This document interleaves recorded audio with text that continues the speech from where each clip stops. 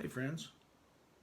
So I'm going over my previous albums, just giving a little background on each of them as I get ready to release my latest record, which is called Trouble's Coming. It's going to be out by the end of this month, I hope, March 23. Um, it's getting printed and packaged right now. Well, the one immediately previous to this new one was this one. It's called Always Rising. Here's the cover. And I was just going to talk about, sort of the background of this album. Um, well, we could start with the cover, I guess, too. This was shot in downtown Anna, Illinois, on a little a store there in an alleyway. And my wife Andrea had spotted these wings, and of course I knew I was going to call my album Always Rising. I mean, I was probably, when we were starting thinking about packaging, we were probably three-quarters of the way through the process of making the album, but then I was kind of panicking about finding a good way to illustrate it. And she saw those, and we had a great idea of making an angel right there. And of course, when I thought of angel, I thought of my daughter, who very graciously agreed to let us use her as our angel. That's my daughter, Catherine. And we took some time downtown there, and my friend Rusty Bailey, who I happen to know from other line of work, agreed to shoot it for me, and he is a real pro. And he shot all these photos. He shot uh, the inside photo of me and Kate together. I'm trying to get it so the light's not right on it. There we go. And he shot this picture of us walking away with her angel wings on, and this picture of her as well, walking away.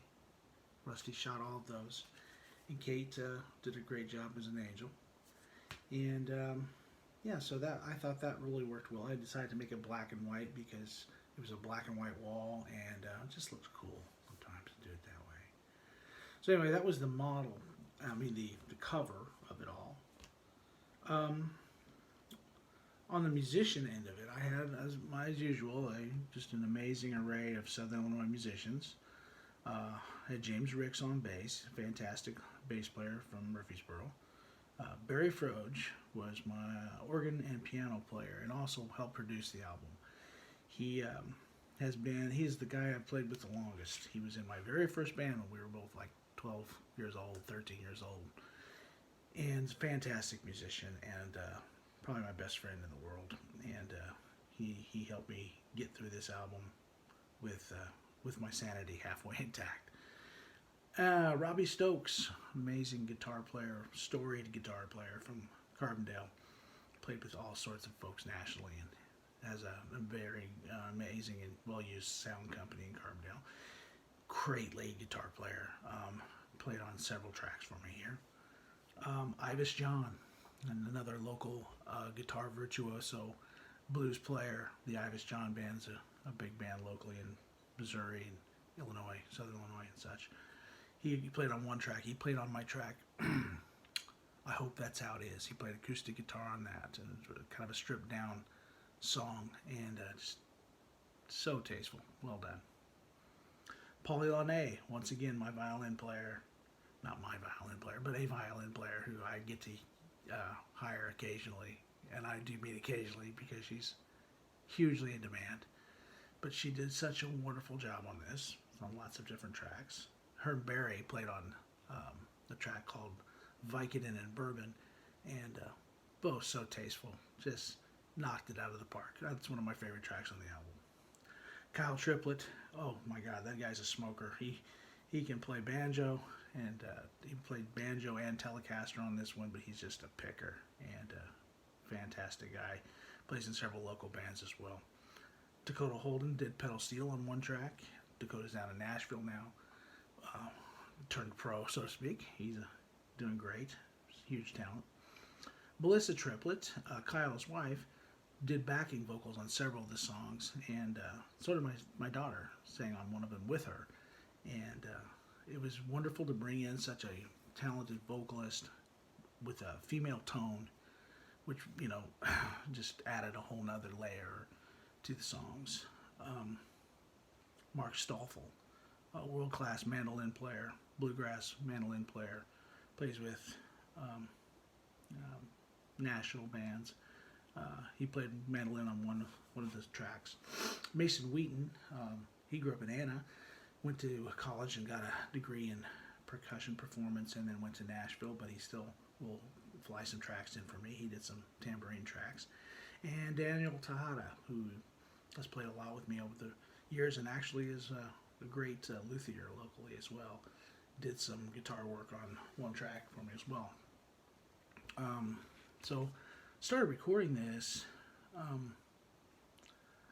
more or less with the pandemic in full swing. And at that time, we were also going through some crazy personal stuff with my oldest son, Daniel, having gone missing right as the pandemic began. And so that was always sort of a cloud, if you will, hanging over the whole thing the entire time. There's certainly at least one or two songs on here that are directly related to that whole situation. Of course, Danny did pass away, and we were able to find that out about a year later after the pandemic began, which is a long story that I won't burn you with right now, but certainly had a big effect on how this album came together, and was always right there with me the whole time. So we have the songs on this are. Let's start with the first one here, "Just Made for Two."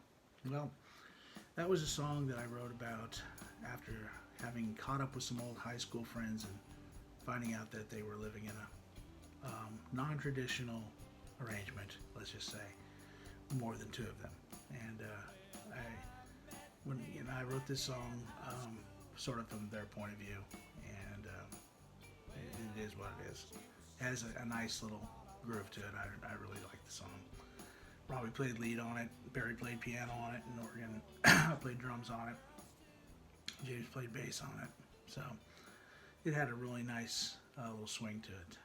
Next song was "Tammy Got Her Heart Broke," which I was thinking the whole time we were driving this one, I was thinking, let's make it sound like Springsteen somehow. It was kind of that kind of song about a young girl who goes about her life and has all kinds of challenges to overcome, but keeps her hope alive and keeps her desire for a true love intact despite everything that's stacked against her. Really love the groove, the feel in this song. Barry did some amazing organ. I got to play drums on it. James played bass. Robbie played lead guitar. Barry played piano on it too, I believe. Melissa and Kate, my daughter, did the background vocals, and especially that outro with them repeating the chorus over and over, and me sort of singing over it. It just came out so well. It was an idea that Barry had to do that, but I was kind of hearing it too, and it just came together so well with these two hugely talented singers letting it fly at the end, and Robbie wailing on the guitar. Anyway, it's one of my favorite tracks. The next one's "I Hope That How It Is." It was called "I Hope That's How It Is," and that's one Ivis played on. Barry played piano on it. James and I, guitar, bass. That was the one that certainly related to the situation I was going to at the time. During that whole time, I think I wrote this in like May of 21, maybe. And at that point, Danny had been missing for several months, and we knew he was gone. But we were also in the middle of this weird-ass pandemic, which was, everything was so strange. Everything was so strange. With that, and then what we were going to on top of it, it was just the most bizarre thing I could imagine going through. And, we were working at home. We were one of the lucky ones, by the way, because so many people just lost their jobs, and the shutdown really hurt lots of people. But being a member of the laptop class, I and my wife too. We were able to skate through pretty unscathed. But we would, towards the end of the day, we would often start having a few drinks, and usually that would take place outside, and we would sit there and talk about things like what the afterlife might be like. Certainly prompted by what we were going through at the time, and you reach for any kind of hope you can find at that point, and coming up with what the afterlife might be in a very positive, reuniting kind of way was really important to me at the time, and that's where that song came from. Um, so, mm, that one gets played at almost every gig, and it's just a song that I think a lot of people can relate to. Yeah. So where's that? The next song is Always Rising, which I wrote several years before this album started getting put together. I remember playing it for a demo of it for my brother, and he said, "Well, you wrote an anthem." And it does have that kind of an anthemic chorus, and we made it big, and we made it bombastic. Robbie and Barry playing organ and lead guitar respectively, and I got to play drums on it once again. Melissa sang on it, did some outstanding harmonies. It's another song I would never get tired of listening to that one. After that is Vicodin and Bourbon, which is one of the best songs I think I've written. It's about finding shelter in a storm. The character in this song is in a terrible relationship and tends to find his shelter in drugs and booze. That's Barry and Polly on the violin and piano. Wonderful, wonderful trading back and forth licks. James and I played bass and guitar on it, and I just really like the spare arrangement. I really like the story it tells in spare language. One of my favorites. Herbie's Lead Guitar was a song I wrote right out of my family's history. Describes a story, one of those family stories you grow up listening to about my uncle that I never met, who was killed in a mine way before I was born, and my grandfather, which was his brother. They both worked in a mine, but the strange thing I didn't find out until I was older was that they were also a musical duo. We had played out together, and when I found this out, I'd already been playing with my brother out for years, so there was this weird sort of symmetry to the whole thing. And in fact, Herbie, the one who was killed mine, was the lead guitar player, and my grandfather was a rhythm guitar player and singer, which is exactly the way my brother kind of worked it too. And so it told this story, and it's a very almost like folk song feel to it. Polly did some wonderful violin on it. Kyle played the banjo. It's a coal mining song, man, and it's relatable to lots of people in Illinois who had family members work in mines and die in mines, and very common story. Break Your Heart Again was a song I'd written many years ago, and I thought it's a sweet little song about, the words are kind of a guy talking about, I'm going to love you until I break your heart again. Apparently, that's what happens frequently. That's when Mark Stoffel played mandolin on. Polly played violin on it as well. Felony, another song, kind of a rocker. Talks about somebody who, once you mess around enough and get yourself a felony on your record, it's hard to go back to just a normal life because you now have this on your record, and how hard it is to get out of that once you've taken that step. And yeah. After that, there's a song I wrote late in the whole album process. um, more towards the end of that year, and again with Danny missing, and that was a song I kind of wrote as a advice to myself to let him go and remember the wonderful things about him at the same time.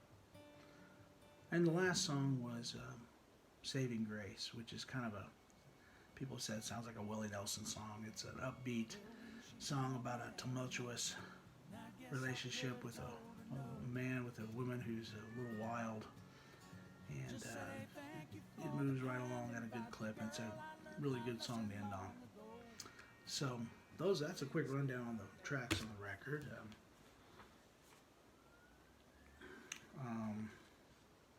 I just ordered some more copies of this one because I've almost sold out of the ones I have. There's the actual disc as well. Ooh, let me hold it up where you can see it. There it is. Yeah, she did such a good job. I really appreciated her giving me that afternoon to get that done.